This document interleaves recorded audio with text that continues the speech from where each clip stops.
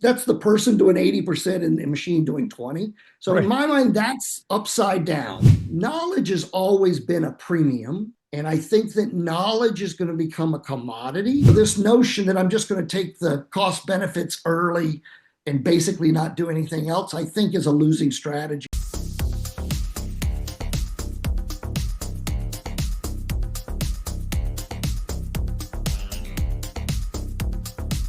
This is the Future of the Future show.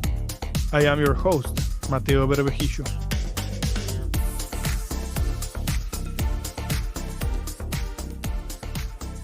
Artificial intelligence is everywhere, but most companies still don't really understand what it means to implement it. My guest today, Rich McGhee, argues that AI actually operates across three distinct layers: productivity, automation, and innovation, and that confusing these layers is one of the biggest mistakes organizations are making right now. In this episode, we talk about the future balance between humans and machines in the workplace, what the man versus machine ratio might look like by 2030, and why AI could reshape not just businesses but entire economies, especially as aging societies face workforce shortages. Rich, it's a pleasure to have you here, and I hope we can have an amazing conversation today. Thanks for having me. I'm really looking forward to this.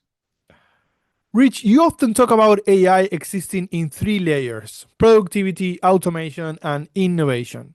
Can you unpack what you mean by those layers and why it's important for leaders to understand the difference instead of lumping all AI into one big category?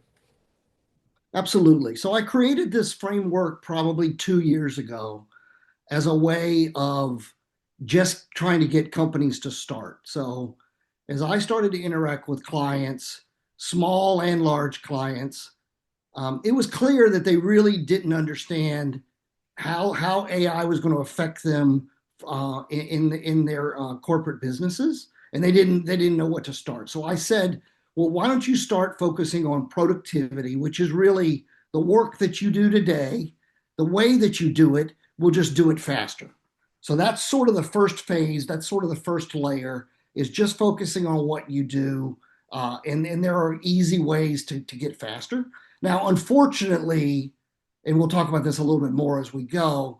A lot of people just bought a technology tool and thought that was the end of the conversation. But in my mind, in my framework, it really was speed up what you're doing today. So you're starting to get the buy-in and you're starting to get some understanding of what that looks like in terms of productivity. And that's really, some machines helping, but it's really light on machines. The second phase in my mind was really automation. And when I think of automation, I'm thinking about critical workflows, critical processes in businesses, critical activities that machines can do better than humans. And we want to get as much percentage of automation as possible. And so we really want to automate those things that people probably shouldn't be doing or people don't want to do. And it really works well with machines around scale, speed, repetitiveness, consistency, those types of characteristics. And then the third phase is innovation, which I think is one of the more interesting topics around AI.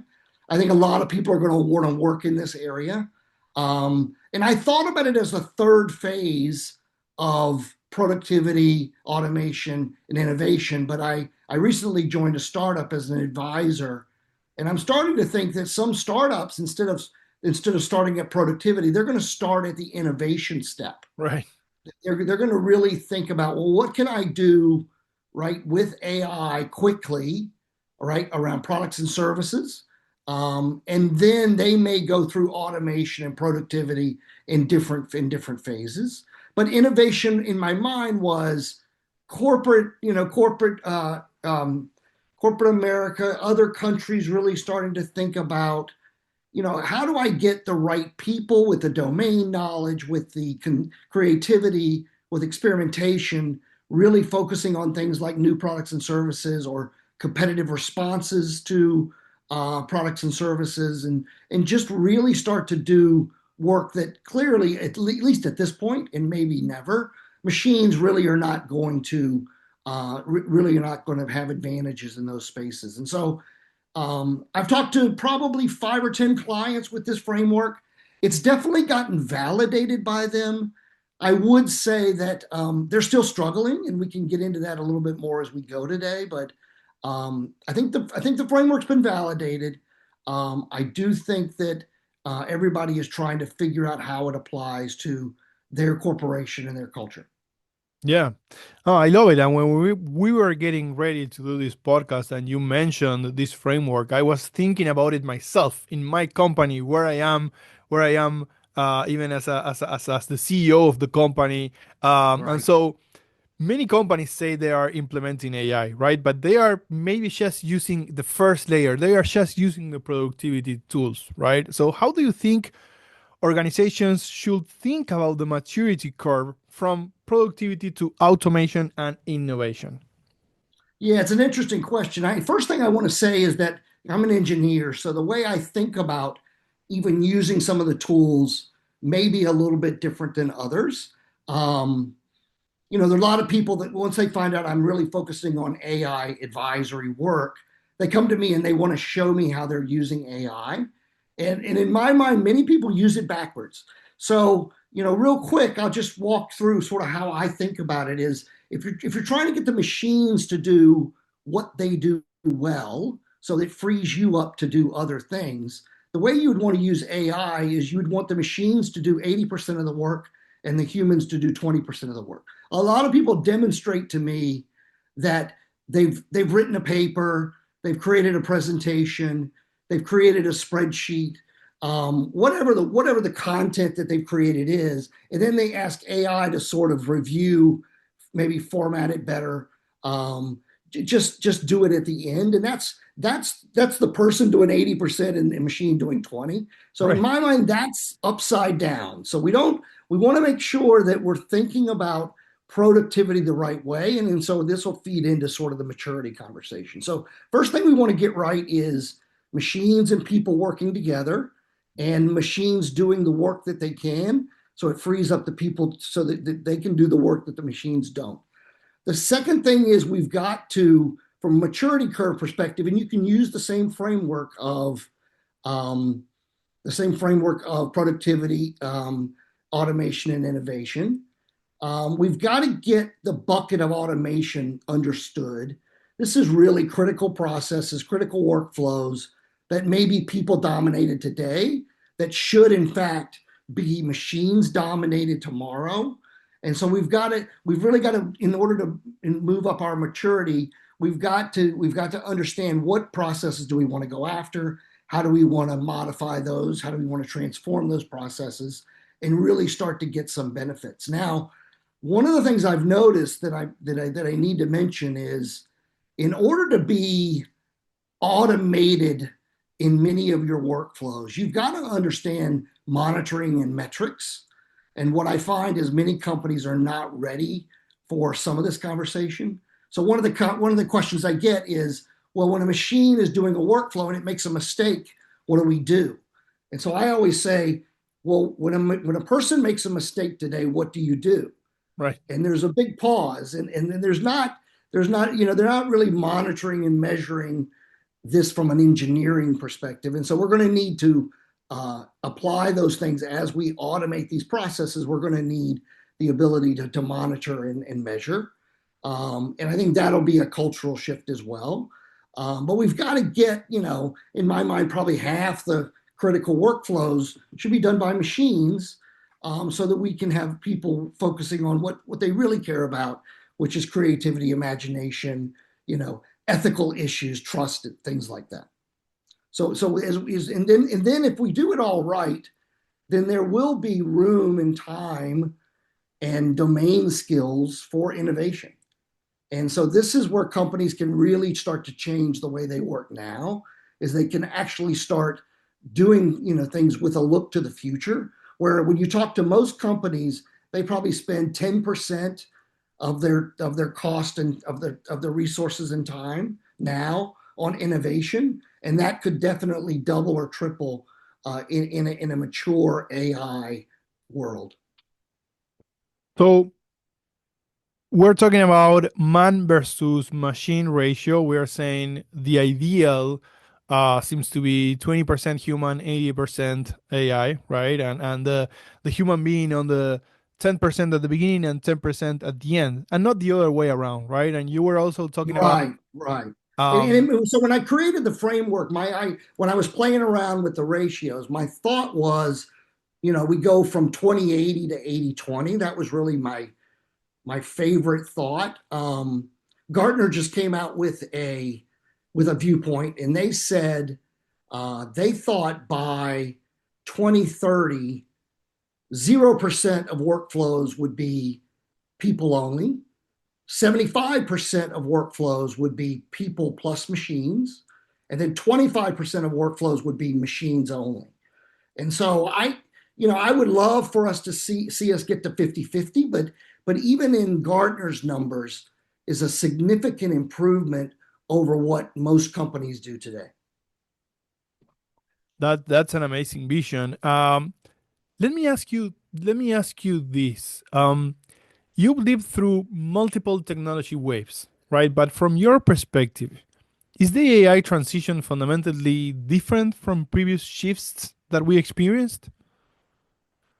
Yeah, it's a great question because I've thought about this a lot. Everybody wants to know, is AI analogous to electricity and analogous to the internet? How do you think about it? Yeah. And I have two thoughts.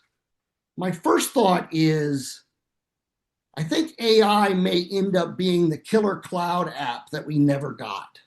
One of the things that is not really talked about anymore is that cloud became a great way for compute and data scale, and you could do it quickly. And whether it's cost effective or not, we can always argue. But we never really got a killer app that really moved the world in my mind. So one thought is AI is going to use all of the progress to date and really expand on the fact that we have a cloud infrastructure that really works well with AI. The other way to think about it is, and the way I'm starting to think about it is, the internet really connected the world and made the world smaller. And I'm hoping AI and the internet together are going to make the world faster. And I think that knowledge is going to become a commodity. And I think that we've never had that experience before. So if you think about it in your life, knowledge has always been a premium, right? You always wanted to seek out those that had it. You always wanted to pay for those that had it. And so, Elon Musk has made some references to this around scarcity and abundance. That may be a little too far fetched for some of us, but if knowledge is a commodity, then suddenly decision making becomes much faster around the world and everything changes. So I do think that when we look back, AI will be not similar to electricity, but I do think that AI will have at least the impact of the internet, if not greater. We really haven't had we really haven't had a technology that works at this part of the stack, if you know what I mean. Yeah. We've all the technologies have been, lower layers that just created sort of opportunity for better applications, better capabilities. But now we have something that lives at a stack level that is directly proportional to business results and what people do. And so it really is going to change the way we work. Do you think we are anywhere ready for this change in terms of even education, right? If knowledge becomes a commodity and decision making becomes faster, but our ability to have analytical thinking and to make decisions and to absorb and analyze everything that's coming our way becomes so more important. Do you think society is getting ready for this, or not yet by any chance? Yeah, I think we're in the first inning. So the good news is it's early. I don't find anybody that's ready for this. I think if you ask them what it is, you'll get a partial answer. I think that if you ask, well, what's the impact on yourself, you'll get a partial answer. And in fact, right now I'm working on a college course called Life in 2030, which is what are the societal impacts and personal impacts in an age of AI. And hopefully, I'm going to be teaching that in the fall. And to your point, I want to get some information and get some thinking as early in the process as possible. And I also feel bad for the college graduates that are coming out, recently and then soon, because I don't think they know what they're walking into. Right. Again, so it's one thing if you've been in a company for 30 years. It's very different if you're going to come in as an entry level person. The other thing I got to tell you, just as an aside, you see companies that are starting to not hire entry level folks because they think that AI can do the work that they do. That's very short sighted in my mind. That's not the way I think about AI. If you wanted to get rid of people, you would get rid of people that have grown up in the old system, Yeah. right? Because you need creativity, you need imagination, you need people that are open minded enough to want to do it different. So, this notion that I'm just going to take the cost benefits early and basically not do anything else, I think is a losing strategy. And while it may be short term positive, I think you'll see those companies start to really struggle. So you want as many open-minded folks as you can get because we're describing a new paradigm of how decisions are made and a new paradigm of how work is done. So you are at a vantage point because you have those college students near you. One question many people are asking themselves is how are they feeling? What do they tell you? What do you see? You look at them, you interact with them. Um, how are they thinking about this whole thing? They're afraid. They're afraid of what they're going to find when they're done with college. I mean, right now they're focused on getting their degree, but they don't really know what they're going to find, and they don't really understand how to think about it. Um, some of them are worried that they're in the wrong degree, and some of them are just worried that regardless of whatever degree they get, there's not going to be jobs for them. And so I think that this is why I go back to its first inning. Everybody's starting to figure out what does it really mean. I think that everybody's appropriately worried about the scale of transformation. So I think that's the good news. I think that we need some use cases that are successful. We need some things to point to that have gone well, and then hopefully from there we'll get some copy and paste, and we'll get people starting to think through this. But this affects everything, and it's not just in this country. It affects the world, and it is the biggest thing that's ever happened to us, I believe, as a society. Let me throw a curveball at you and talk about an interesting angle that is demographics. Many countries in the world, developed and developing countries as well, are facing aging populations and declining birth rates. What do you think about AI productivity, automation, and innovation maybe becoming essential to sustaining economic growth in those societies? And maybe the timing is just right? What do you think? Yeah, great question. Because if you talk to any economist these days, they'll all tell you that every country, except for maybe a few, have significant demographic issues. Um, and my viewpoint is that the answer to that problem that we have today, and it just gets worse each year. I think AI is absolutely a part of the solution, but I don't think it's the full solution. I think that you're going to need to see immigration needs to be rethought. I believe that we're not going to have the people necessary to continue to grow the GDPs of these countries. But I think AI will help. But again, I think it goes back to well, what are those jobs that we probably don't know today? What are those jobs that AI is going to create? Right. And then where are those people that are going to do those jobs? And in my mind, they're going to be around the things that machines don't do well: judgment, creativity, imagination, experimentation, trust, right? Ethics, even morality. I mean, machines are not going to know what to do sort of on the fly in those type of topics. And so I think there'll be roles that are created around monitoring, measuring, and managing the machines. But then there'll be a lot of other roles that are created that are really can only be done by people, and we got to figure out who's going to do those roles. One of the things I've told the university that's close to my house is kids need a domain expertise when they come out of college.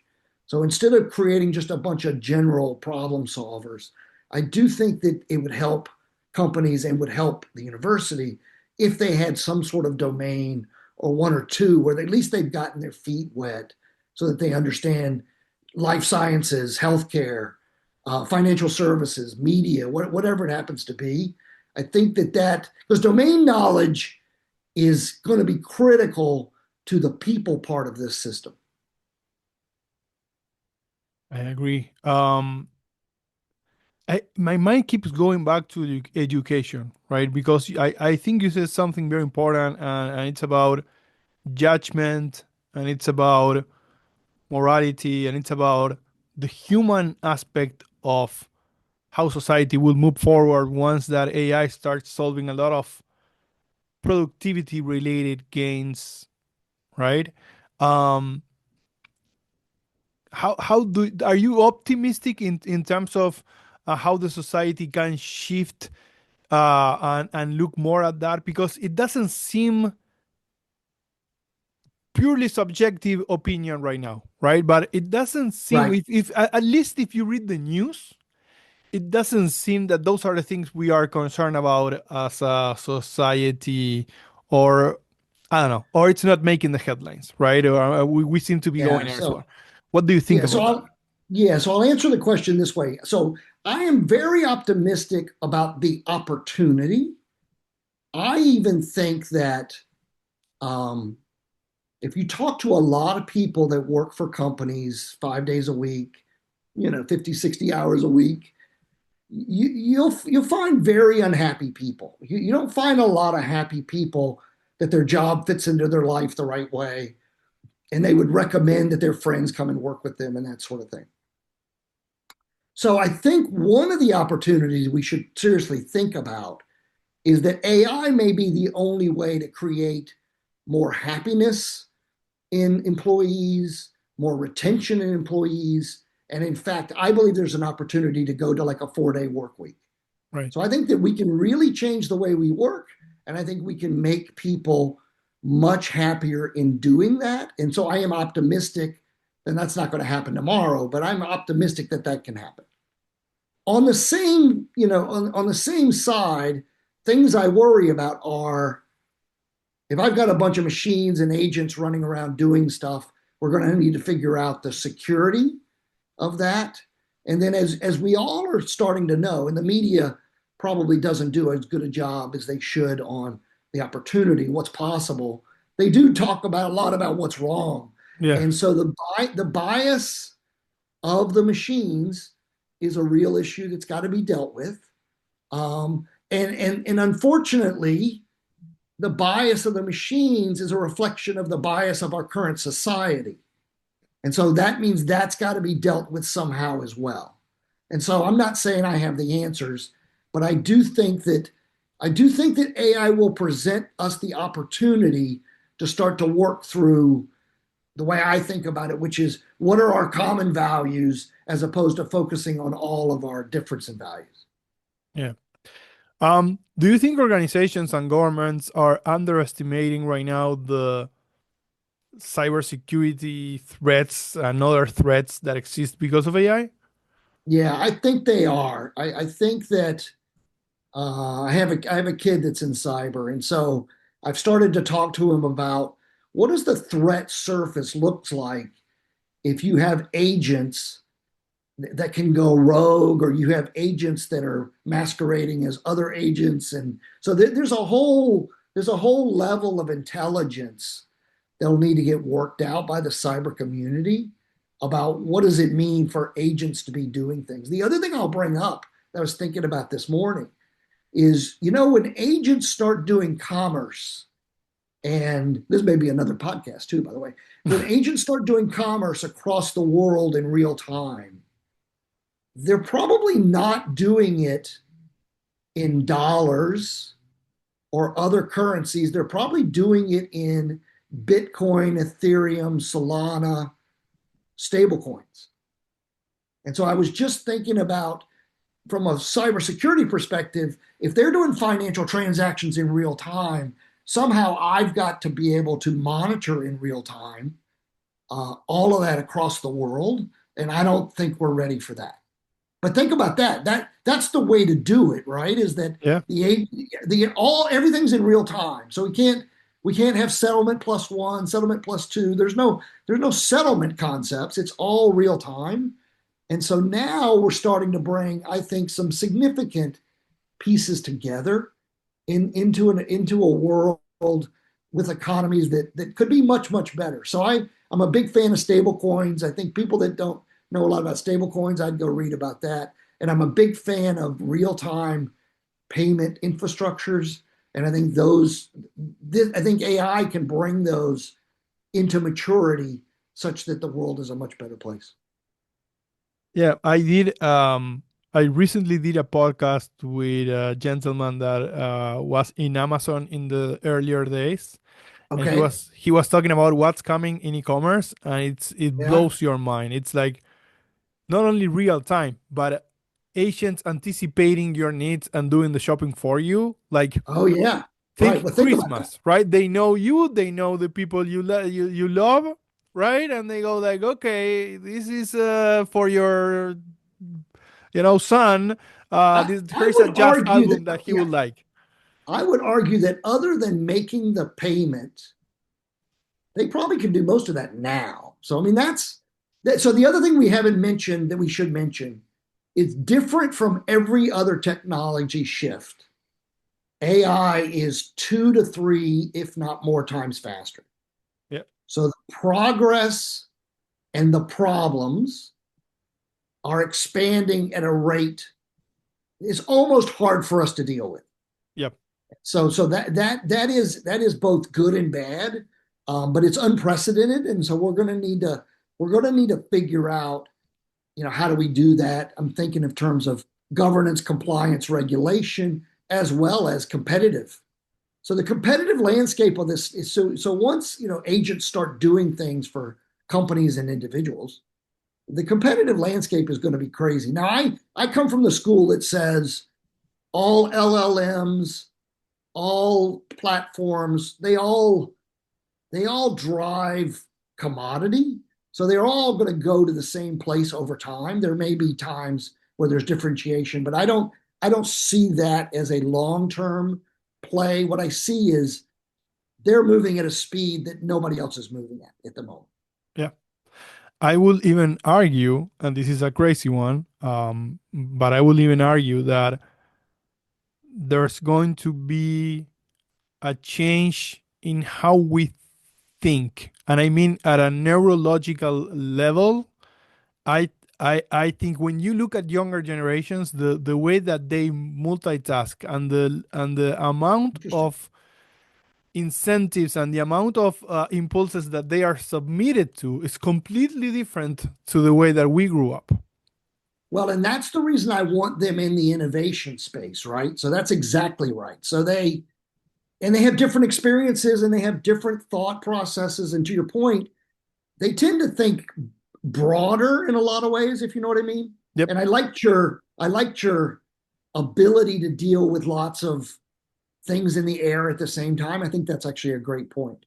And I think that makes them uniquely qualified to work in, we'll call it what you and I would probably call a chaotic situation. Yeah. Yeah. Rich, we live in interesting times. This is an amazing conversation. I think we should do Let time go by and do another episode because we could do so many Absolutely. episodes with you. Thank Yeah, you. Thank you for taking the time. Thank you for being here and sharing so much.